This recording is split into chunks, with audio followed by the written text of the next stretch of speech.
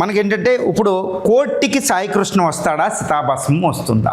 ఎంతటి దారుణం అంటే సాయి కృష్ణ 22 సంవత్సరాల యువకుడు, రౌడీ షీటర్, దారి తప్పింది, సమాజంలో దారి తప్పిన జంజి యువకుడు.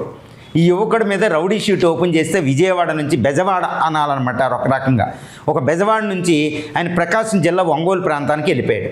ఈ ఒంగోలు ప్రాంతంలో మార్కాపురంలో పోలీసు కానిస్టేబుల్స్ అతను అరెస్ట్ చేయడం జరిగింది. ఇది మే 9న. తర్వాత ఆయన కనిపించలే. ఇప్పుడు తల్లి వెళ్ళి వాళ్ళ పేరెంట్స్ వెళ్ళి అక్కడ హైకోర్టులో ఇప్పుడు కృష్ణలంక పిఎస్ పరిధి అనమాట, అక్కడ మళ్ళీ కేసు పెట్టారు. కానీ ఇవ్వలేదు. అతను ఎక్కడున్నాడో ఆచూకీ లేదు. నాకు తెలిసినంత వరకు ఇప్పుడు ప్రస్తుత ఇన్ఫర్మేషన్ ప్రకారం ఆయన చనిపోయినట్టే ఉండొచ్చు. ఎందుకంటే సాక్షాత్తు సీఎం ప్రతిపక్ష నాయకులు వాళ్ళ పేరెంట్స్ని కలిశారు. ఆయన ఎక్కడుండి ఇప్పటికే ప్రొడ్యూస్ చేసి ఇద్దరు, ఇంత రిస్క్ అయితే తీసుకోరు. సిఐ మీద ఇప్పటికీ ఎఫ్ఐఆర్ నమోదైంది. చాలా తీవ్రమైన ఎఫ్ఐఆర్ అది. ఎందుకంటే లాకప్ డెత్ కింద నమోదైనట్టే. పోలీస్ వ్యవస్థ అంతా వచ్చింది, సిట్ని విచారణ చేశారు. మరి ఏం జరుగుతుంది? అసలు బ్రతుకున్నాడని అనుకోవడానికి ఏమాత్రం లేదు. కాబట్టి ఇలాంటి పరిస్థితుల్లో సాయి కృష్ణ వస్తాడా హెబియస్ కార్పస్ పిటిషన్ ప్రకారం హైకోర్టు దగ్గరికి, లేకపోతే అతను చితాభస్మం వస్తుందా? ఒక రకమైన ఉత్కంఠ. ఇది సాయి కృష్ణ స్టోరీ.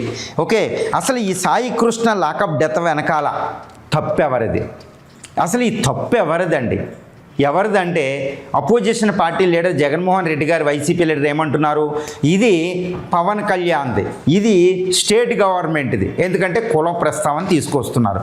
బయట కూడా అంతే, కుల ప్రస్తావన. పవన్ కాపు కులస్తుడు చనిపోయాడు, ఇది ఏంటి? తర్వాత స్టేటు లా అండ్ ఆర్డర్లో ఇలా లాకప్ డెత్లు చేసి చంపేస్తుంది. ఈ స్టేట్ పరిస్థితి ఏంటని అందరూ అంటున్నారు. అవునా? అది ఆర్టికల్ 246 ప్రకారం లా అండ్ ఆర్డర్ అనేది మనకి ఎక్కడికి వస్తుందండి? లా అండ్ ఆర్డర్ అనేది స్టేట్ గవర్నమెంట్కి వస్తుంది. కాబట్టి లాకప్ డెత్ అంటే స్టేట్ గవర్నమెంట్ని నిందిస్తారు. కానీ ఇక్కడ నింద ఎవరి మీద వెయ్యాలి? నింద వెయ్యవలసింది ఎవరిని? పోలీసు వ్యవస్థని. మరి పోలీసు వాళ్ళని అనాలా అంటే పోలీసు వాళ్ళని అనడానికి కూడా లేదు.